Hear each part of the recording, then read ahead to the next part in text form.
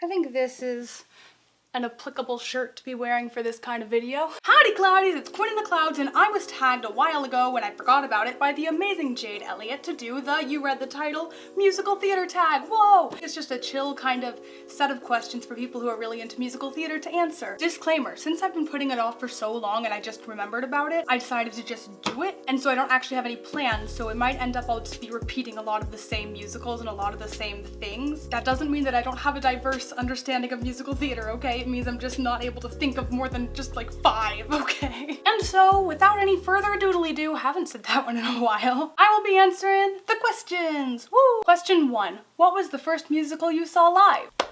I don't actually know if I remember. I think it may have been Wicked, and I know how cliche that is and how like, haha, popular it is. Get the joke? Get it? When Broadway was touring, I got to go see Wicked, which was wicked. I mean, I know it's like a really overdone show, but it is for a reason. It's a great show, it's got great songs, it just gets a little old after you hear it a gazillion times. Number 2, favorite musical you've seen. I've seen a lot of musicals, like most of the ones that I really like I have seen, or doesn't mean seen like in real life, because then that narrows it down a bit. I think my favorite one that I've seen that was like in real life was The Last 5 Years, which I saw way before the movie version came out, though I do love Anna Kendrick. They changed a bit of it, a lot of it in the movie, but I still thought it was very good. It evoked such a crazy emotional response out of me. Like, most shows are pretty sad because musicals are all like, we have to be emotional because actors are dramatic. Last 5 Years is definitely one of the saddest ones I've seen. And it's weird because it doesn't even involve like death or anything like that. It's just heartbreaking. What's really cool about this musical, and probably the reason that it's my favorite that I've seen, is because of its incredible usage of time to tell a story. So in the entire show, the Broadway version and off-Broadway version, there are only 2 characters. There's the guy and the girl, and they're in love. Whoa! The guy's name is Jamie, the girl's name is Kathy, just so it's easier to say who's who. Essentially what the last 5 years is the 5 years that was their relationship, from the beginning of their relationship, first meeting, their first date, to their divorce. Yikes. But the interesting mechanic in this, it's not a game, they tell the stories at the same time, but in opposite directions, if that makes any sense. So for example, the musical starts off with the song I'm Still Hurting, which, oh my god, that song makes me cry, but it's so much fun to sing and it sounds so good in my voice, I love it. Getting sidetracked. It starts with the song that she's singing when she's rereading the note that he wrote, being like, hey, I'm getting a divorce, I'm packing my bags, goodbye. So he left her, and this is her left with the note crying over it in her empty apartment. So she sings that song, essentially the end of the musical that happens at the beginning. So after Kathy finishes singing that heartbreaking ballad about the very end of the story, we get to hear Jamie sing about the very first time they're meeting. So he's starting from the beginning of the story, she's starting at the end, and then they alternate each song. So she sang the ending song, he sang the beginning one, then she sings the song that happened right before that. So like basically their big fight that happened before the divorce. And then his next one will be like, oh, we're going on dates and we're going steady and this is great together. And they keep going like this.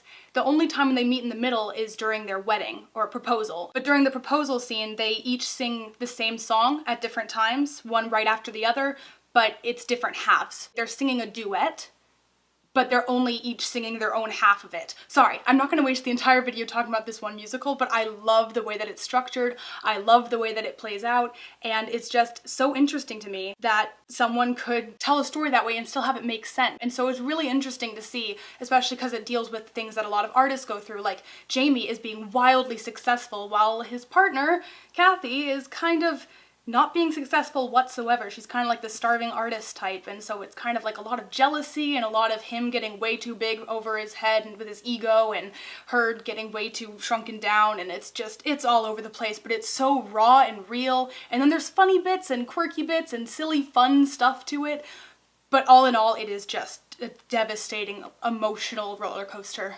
I highly recommend it. Number 3! Favorite musical that you've been in. I might be a little bit biased because the musical itself isn't like my favorite musical of all time. I know it's a lot of people's, but I'm mostly biased because it was the most fun for me to be in. Partially because I was a lead and I had a lot of fun doing it, and there were a lot of other lead characters I got to be alongside. It was Les Mis, and I got to be Eponine, which I guess there's a lot of arguments as to which character is the female lead, but I mean, I got the most stage time, so I'm just kidding. They're all kind of co-leads except for Jean Valjean. But the thing is, it felt like such a collaborative thing. There's so many like big characters and so many smaller characters and then so much ensemble. Like it just seems like this big inner working thing, and it's so fun and it's so fulfilling to like get to sing with other people and then also get to sing by yourself and have all this stuff going on, and it was just really fun for me. Even though my director tried to make my life a living hell, he was like hazing me. This is your first big role at this fine arts academy school, so I need to make sure that you go through the ringer to see if you're tough enough to survive it. He hates humility, and that if you want to be an actor, you have to have a huge ego, like him. He also told me to sing the song On My Own as a happy song. That's supposed to be one of the sadder songs in the musical, and it's a pretty sad show, so like, what the heck? Oh yay, I'll be by myself forever and my true love is in love with my adopted sister. Like, boy, have you lost your mind? Boy, have you lost your mind, cause I'll help you find it. But yeah, I really did like that production just because it was fun to get to work on a character in depth and work with other people and get to make more close-knit friends. I really felt accepted as part of that community at that point because it was all very elitist, it seemed, from the outside, because I went to the Fine Arts Academy, which sounds a lot fancier than it was, trust me. Number 4, a musical that you want to see. Oh man, what musical don't I want to see? Shit. I mean, obviously there's a lot that I want to see in person, but I'm gonna go with ones that I haven't seen at all, because, I don't know, I feel like that works. I would love to see Emily because I loved the movie Emily and I love Philippa Soo, so I guess that would be really good. I actually don't know, I haven't listened to any of the music. I also know I need to get into like Waitress and not Dear Evan Hansen, I know that one. The other one that's basically Dear Evan Hansen, but just with a bathroom with a guy named Michael. Be More Chill, that's it. I'm a little bit behind on catching up with the current musicals. Apparently that there's one like the Great Comet or the Natasha something or else. I need to look into them. I'm sorry. I am showing how bad I am at knowing these things. So I guess this isn't gonna be the best answer, but I'm gonna go with it because I didn't plan and so I don't have really any forethought or hindsight yet. I'm gonna go with Rocky Horror Picture Show just because it's such a fun show and it's a fun experience. If you watch it by yourself, like I've seen the movie, but you're not gonna like have the experience of it, because for those of you who don't know, the Rocky Horror Picture Show is kind of interactive where the audience does certain things at certain points in time that don't really make sense, but it's fun and the entire theater gets into it. I think there's a point in the show where people are like, a toast, and then everyone in the audience has brought toast with them and starts throwing toast at each other. And then there's other parts with like spraying water, or they say something like back row and then the whole back row stands up and cheers. Like there's a bunch of interactive stuff and I'd love to like look up all the stuff to do, you know, get to do it. And then also they have sing-along versions, which hell yeah. But I mean, that's probably not the best option because it's not going to be like, oh, that's not one of the more expensive ones. So if you had any wishes, you should probably wish to see something like Hamilton. But you know, it'd be fun. Number 5, favorite score. Oof. I don't know what my favorite score is. Okay, fine, I know what my favorite score is. It's just, I hate to say this one because I know I'm gonna answer this show for other questions and I want it to be diverse, but my favorite score is most likely, unless I'm forgetting some other show, Next to Normal. Tom Kitt and Brian Yorkey did an amazing job, and that score is just beautiful. It combines musical theater with like rock and some pop and some like, it's just so cool sounding and beautiful, and some parts of it just make you like sob and cry, etc. I'll probably end up talking about Next to Normal again later. But my point is that's a very good score. It'd either be that one or probably some Sondheim show. There's a lot of really good Sondheim music out there. Look at me being so unique and obscure. Pasek and Paul are good too. I think they did Dear Evan Hansen, but that's not what I know them from. I know them from Dogfight, which is gonna come up in another question too, I'm sure. Number 6, favorite actor. Oh boy, well, I mean, in the more recent world, Anna Kendrick and Ben Platt. Oh, they're both from Pitch Perfect. I didn't even realize that. Ben Platt was the main character in Dear Evan Hansen, which he did an amazing job with. He was so emotional and relatable and simple, but complex. I don't know, he was great. And Anna Kendrick has been doing like a lot. I remember when I saw her in Pitch Perfect and then I heard she was gonna be in Into the Woods, I was like, really? But she's such a like a pop kind of singer. And then she did Into the Woods and sang Cinderella beautifully, and then she did Roger and Hammerstein's Cinderella on Broadway, and like, and then she did Last 5 Years, and I'm just like, okay, I'm just 100% in love with Anna Kendrick. Whoops. As for some of my older faves, it's gotta be Norman Leo Butts.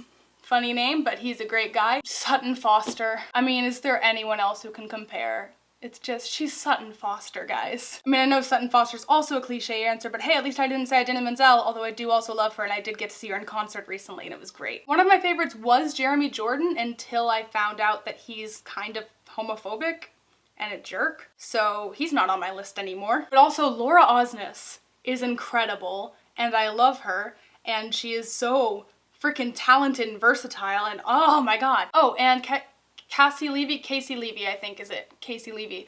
I've only seen her do some different things, but she's very good and I like her very much. I know I'm forgetting people. I know I'm gonna forget things and then I'll edit this and be like, oh my god, sorry editing Quinlan. You're gonna have to live with it. Number 7, dream roles, irrespective of gender. So buckle up, kids, there's gonna be a lot. Rose from Dogfight, Molly from Ghost the Musical, Bobby from Company, Kathy from The Last 5 Years, of course. Literally any main character from Next to Normal I would love to play. Any of them. Jo March from Little Women, again, Sutton Foster, and also the song Astonishing. I love to sing because there's like a fairly high belt to hit consistently and I can hit it and it makes me feel happy. And when I went to Disney World to do Hairspray and also to do an international singing soloist competition, I won with a song from Little Women, so it made me happy. Ella Woods from Legally Blonde. Now I looked the part for this maybe a little bit years ago, but not anymore and I'm okay with that, but I still love to sing the part. And act the part would be great too. I just don't really look the part and I also can't dance the part. Oops. Fiona from Shrek the Musical. I know what you're thinking. I think it's still on Netflix. Watch it. It's really good actually. Shrek the Musical is surprisingly good. I have cried at it many, many times. Millie from Thoroughly Modern Millie, who I did get to play in middle school, but I don't think that really counts, so. Kate Monster from Avenue Q, because she's really funny and sweet, but also gets to have like that killer song and that ballad that you just get to belt out. Elder Cunningham from Book of Mormon, because he is hilarious comedic relief, except there's no really comedic relief. Book of Mormon in its entirety is complete hilarity and I love it. Evan Hansen from Dear Evan Hansen. I really like singing the songs from that show. Baker's Wife from Into the Woods. I think she has a really interesting story arc and I would love to delve into that character. Olive Ostrovsky from the 25th Annual Putnam County Spelling Bee. That is a mouthful of a musical. Eliza from Hamilton, which I know I can't play because, you know, the whole musical, the purpose of it is for, you know, people of color to have roles, so I would never want to, you know, but I really like singing her parts. So yeah. Draco Malfoy or Ginny Weasley from a Harry Potter musical. I don't know if that counts as a musical because it's not like professional, like Broadway kind of musical, but it's hilarious and amazing and I love it. It's all on YouTube, by the way. There's a Harry Potter musical, a Harry Potter sequel, and a Harry Potter senior year. The mics are kind of wonky in the very first part of the video, but it gets better, so don't click away because of that. It is a hilarious musical. Very inaccurate to the actual Harry Potter books and or movies, but hilarious. The person who plays Voldemort is the same person who plays Umbridge. I am Umbridge, hear me smash! Also, Voldemort and Quirrell are in love. It's amazing. I like the singing parts that Ginny has, but being Draco Malfoy would mean that I get to roll around all over the stage like I'm pretending I'm able to dance and then just like drape myself over Harry and be really awkward and weird, and I think that would just be way too much fun. And then Dr. Horrible from Dr. Horrible's sing-along blog, played by the amazing Neil Patrick Harris. That's a good musical to go watch too. It's funny and lighthearted and has some deeper moments. It's only like 40 minutes long, which is a really short musical. And then Teenage Allison from Fun Home. I like the teenage one because she gets to sing the song about changing my major to Joan. I'm changing my major to sex with Joan. It's such a great song. Number 8, 5 favorite solos, duets, or trios. That's a lot, and I can't pick 5. How the frick frack? Okay, I'll try. It's hard to pick a favorite solo, you know? Because like they're all so different and so amazing in totally different ways. I guess, I'm gonna go with I'm Not Afraid of Anything just because that's my go-to audition song and I love singing it. It's from Songs for a New World. It's an awesome song. I don't know if this is one of my favorite solos, but I think it's super underrated. There's a musical called, or well, really it's more of a musical review type thing, but it's called 35mm, and I haven't listened to most of it, but one song stood out to me, and that one was called On Monday, which is just this cute song, and it's fun, and it's like, oh, I met you on Monday. Cool, you don't really seem to like me. I met you on Tuesday. You still don't, okay, you're kind of playing hard to get. That's cool, that's cool. It's Wednesday.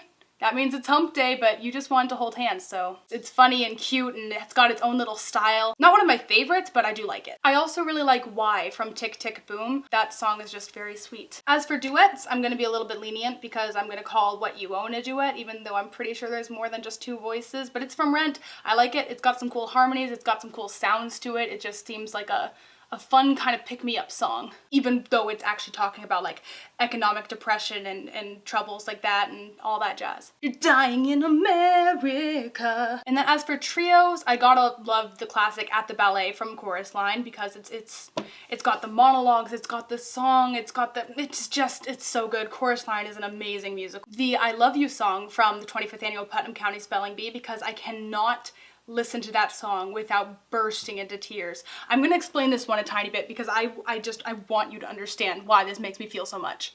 25th, we just call it Putnam. So in Putnam, they're all just, you know, they're little kids at a spelling bee. Ha ha ha, fun times, everything's lighthearted and silly, and there's a kid singing about his first erection, ha ha ha. And then this song happens, and it started off by the word that is given to Olive to spell, which is chimerical. And she asks for a definition, and he says, wildly fanciful, highly unrealistic.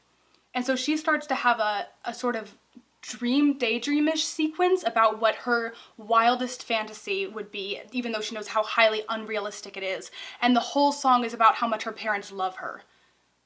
Like, there's like bits of the song that become real and you can tell that that's not part of the fantasy, like that's the contrast, but the majority of it is like her parents saying, we love you and support you no matter what, and we know you're a winner and we love you so much, and like that's her wildest unrealistic dream, is her parents loving her, and it just kills me. And then there's a part in the middle where she's talking to her mom, who like packed up her bags and moved to India for a few months without saying goodbye to her daughter. And so she's talking to her mom, like not directly, but she's like trying to plead with her mom. There's a line that gets me every time. I think Dad is angry, Ma, and I do not know what to do. I think he takes out on me what he wants to take out on you. So yeah, it's a song about blatant physical and emotional child abuse, and then the song just like has this beautiful climax, and then right as it's about to end, she spells out the word chimerical and goes, wildly fanciful, highly unrealistic. Ding! That is correct. And then the parents say I love you one last time and fade into the background, and it's so, it makes me cry. I also really like Who I'd Be, which is from Shrek the Musical. I don't know, it's mostly a solo, but then it has like, you know, the other 2 characters join in at the end, but that song makes me cry too. Basically a song about like, if you could write your own story, what would you write yourself as? And it's scary to make yourself want those things because you know you can't have them, but if you don't want them, then what are you gonna do? This one isn't a trio, but I don't care, so I'm just gonna say it. No One Is Alone from Night in the Woods. Hold up. Did you just confuse one of your favorite musicals with one of your favorite video games? Boy, it's Into the Woods, not Night in the Woods. Get your head on straight. It's a quartet, and it is gorgeously written and beautifully made, and it's just, it's A+, A+. Then there's also another one that's kind of about, it is about child abuse. It's called The Dark I Know Well. And it's these 3 girls back in the 1800s, they're talking about what their home lives are like. And this one girl is telling the other girls basically how her dad comes in and rapes her every single night, and her mom knows about it but doesn't do anything, and she's so scared to tell anyone because he'll hurt her. It's just so much horrible stuff, but it's presented in a very tasteful way, I think. I could go on and on and on about different solos, duets, trios. I have, again, these are just what I'm thinking of right now. I'm sure that there are a ton that are my actual favorites that I'm completely forgetting right now. Oh, I totally forgot one of my favorite duets is also from Spring Awakening. It's called Don't Do Sadness / Blue Wind. He sings a little bit of the song, she sings a different song, and then they come together and sing together, and I love that. I'm a sucker for when those things happen. Ooh, I really like You and Me But Mostly Me from Book of Mormon. You and me but mostly me are gonna change the world forever. My best friend. There's such a clash, and I love the way that their characters play off of each other. Number 9. 5 favorite ensemble pieces. There's so many. Most songs are ensemble pieces. What are you doing to me? I will stick to it that one of my favorite ensemble pieces of all time is the opening number of Songs for a New World. and it's called A New World. Wow. To me at least, it feels like you're traveling, exploring, and like there's this whole new adventure before you, and it's scary but new and exciting, and it's just passionate and powerful, and it just gets me it's just so good. I love it so much. I also like the opening number from Title of Show. If you don't know, Title of Show is a show that's incredibly meta about musical theater, so it's very funny and very good. This one's also probably a bit of cliche because it is also from Rent, but it's Will I. It's just one phrase that's repeated over and over in this beautiful round with like different levels, and occasionally it comes into like different harmonies, but it's just like this one repeated thing of these people sitting around in a circle because they're all queer in some way, shape, or form, and basically they might have AIDS, HIV, or just are being shamed for who they are. And so the entire song is just, will I lose my dignity? Will someone care? Will I wake tomorrow from this nightmare? And that's it. Those are the only words. It's just repeated in such a beautiful, powerful way where it's just like, this is every day. This is just a repeated thing that doesn't end. And of course, Touch Me from Spring Awakening is incredible. I know that it's supposed to be a very sexual awakening song, which is what Spring Awakening is about in a lot of respects, but it's just the harmonies, the way it's written. And then one of my favorite ensemble pieces is definitely 21 Guns from American Idiot, the Green Day musical.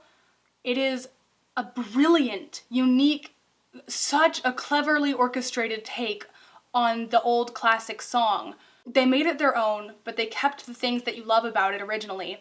So like when I first listened to it, I was like, oh, this is different, because like they slow it down a lot at the beginning. It does pick up and gets back to what you're used to. But the harmonies, the strings in the background, like everything is just written so beautifully, and you can tell that so much love went into writing that song, and all of the people singing it are so passionate, and it's, I love that song. It makes me feel things. And finally, number 10, a musical that changed your life. Here's where it comes right back around, Next to Normal. Next to Normal changed my life for a lot of reasons. I wish I could have written them down so it's not just stream of consciousness, but you know, you get what you get. Next to Normal is this amazing story. It deals with a lot of mental health issues and very real problems displayed in a way that a lot of people don't see normally. I tried to refrain from putting a lot of Next to Normal songs in my favorite other songs and things, because most songs from that show could be classified as a favorite song of some sort of category. But another main reason that Next to Normal changed my life, not just because it deals with a lot of stuff that I have been dealing with, is that my senior year, I went to like, you know, the performing arts school or whatever, and it was sometimes tradition for, if a senior wanted to direct a short 30-minute or less play. I didn't want to do that. I wanted to put on Next to Normal, a full 2.5-hour long musical, and they said no. And so I tried to get everything done by myself, and they were like, you know what, if you can figure it out, fine, but you get like no budget, no help, and then you're gonna have to figure out everything on your own, and it can't conflict with anything else that's going on here, etc., etc. And holy crap. So I partnered up with my best friend, who was also really passionate about the musical and wanted to do it, and we were able to do it. We had the whole thing with a set and props and lighting and sound and a small makeshift orchestra. It was just, it worked so well. We had the music organically, we had the actors, we had the voices, we got them to learn the crazy harmonies. It was just a moment where I realized, wow, I love directing. Maybe even more than actual performing. Directing might be something that I want to pursue, and that musical is part of the reason I'm wanting to get my major switched over to be a teacher in theater. Yeah, and one of my favorite bits was that the very teacher who told me, you're not going to be able to do this, like, there's no way you're going to pull this together, etc., etc., after seeing the show, was like, have you ever considered going into directing? And I was just like, hehehehe. It was like a nice little bit of righteousness for me. So yeah, that might be a musical that literally changes the course of my life, because if I hadn't directed that and gone through with all of it, who knows? Maybe I wouldn't have had the confidence to think that I could direct something, but I'm legitimately proud of how I actually ended up pulling that together and how we were able to make it work. Anyway, I've taken up way too much of y'all's time already. I hope that you enjoyed this. I would love to see any of your comments if you have any favorites of any of these categories, if you want to post all of them, if you want to make a video that has all these too. I tag everyone watching. I tag specific people, but I legitimately don't know who knows musicals. I know the Epic Place does. I don't really know who else, what other small YouTubers I know that would do this tag that like musicals. So yeah, just everyone, if you're watching this and you want to do this, you're tagged, and you can say that I tagged you because I did. Sorry, I can't be more specific. But thanks again, Jade Elliott, for doing this. I don't remember if they were the one who started this, but they might have been. I know there's a lot of different versions of the musical theater tag, but this one is pretty neat, so yeah. Anyhoozles, hope you guys liked that. Subscribe if you want to join the madness, and as always, have a beautiful day full of magic and joy. Bye, guys! I'm flying high, but I've got a feeling I'm falling for nobody else but you. You caught my eye, and I've got a feeling I'm falling. Show me the ring and I'll jump right through. Oh man, I smell bad.